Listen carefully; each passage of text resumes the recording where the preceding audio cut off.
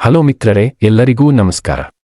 ಇಂದಿನ ಸಮಾಜದಲ್ಲಿ ಸಂಬಂಧಗಳ ಬಗ್ಗೆ ಹಲವಾರು ತಪ್ಪು ಕಲ್ಪನೆಗಳು ಹರಡುತ್ತಿವೆ. ವಿಶೇಷವಾಗಿ ಗಂಡು ಮತ್ತು ಹೆಣ್ಣು ಸಂಬಂಧಗಳ ವಿಷಯದಲ್ಲಿ ಕೆಲವೊಮ್ಮೆ ಅತಿರಂಜಿತ ಮಾತುಗಳು ಕೇಳಿಸುತ್ತವೆ.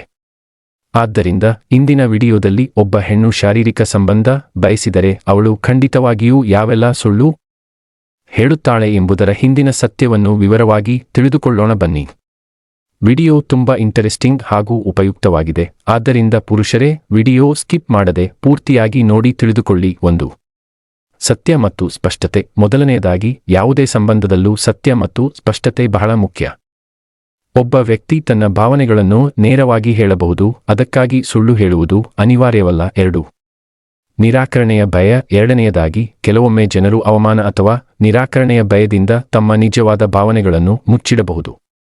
ಇದು ಕೇವಲ ಹೆಣ್ಣುಗಳಿಗೆ ಮಾತ್ರವಲ್ಲ, ಗಂಡಸರಿಗೂ ಅನ್ವಯಿಸುತ್ತದೆ. 3. ಸಮಾಜದ ಒತ್ತಡ ಮತ್ತು ಸಂಕೋಚ.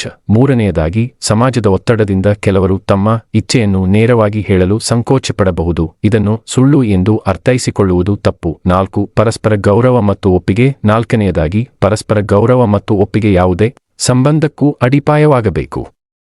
ಯಾರನ್ನಾದರೂ ತಪ್ಪಾಗಿ ಅರ್ಥ ಮಾಡಿಕೊಳ್ಳುವುದು ಅಥವಾ ಅವಮಾನಿಸುವುದು ಸಂಬಂಧವನ್ನು ಸಂಪೂರ್ಣವಾಗಿ ಹಾಳು ಮಾಡಬಹುದು. 5.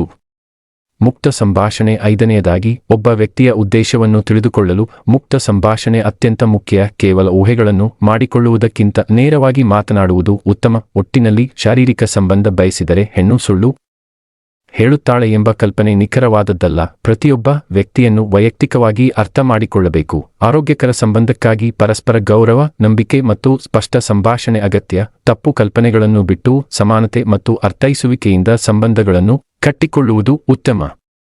ಸ್ನೇಹಿತರೆ, ಈ ವಿಡಿಯೋ ನಿಮಗೆ ಇಷ್ಟವಾಗಿದೆ ಎಂದು ಭಾವಿಸುತ್ತೇನೆ. ಇಷ್ಟವಾದಲ್ಲಿ ಒಂದು ಲೈಕ್ ಮಾಡಿ ಹಾಗೂ ಇನ್ನೂ 10 ಜನರಿಗೆ ಶೇರ್ ಮಾಡಿ. ಹೀಗೆ ಮತ್ತಷ್ಟು ಉಪಯುಕ್ತ ವಿಡಿಯೋಗಳಿಗಾಗಿ ನಮ್ಮ ಚಾನೆಲ್ ಅನ್ನು ತಪ್ಪದೆ ಸಬ್ಸ್ಕ್ರೈಬ್ ಮಾಡಿಕೊಳ್ಳಿ. ವೀಕ್ಷಿಸಿದ್ದಕ್ಕಾಗಿ ಧನ್ಯವಾದಗಳು.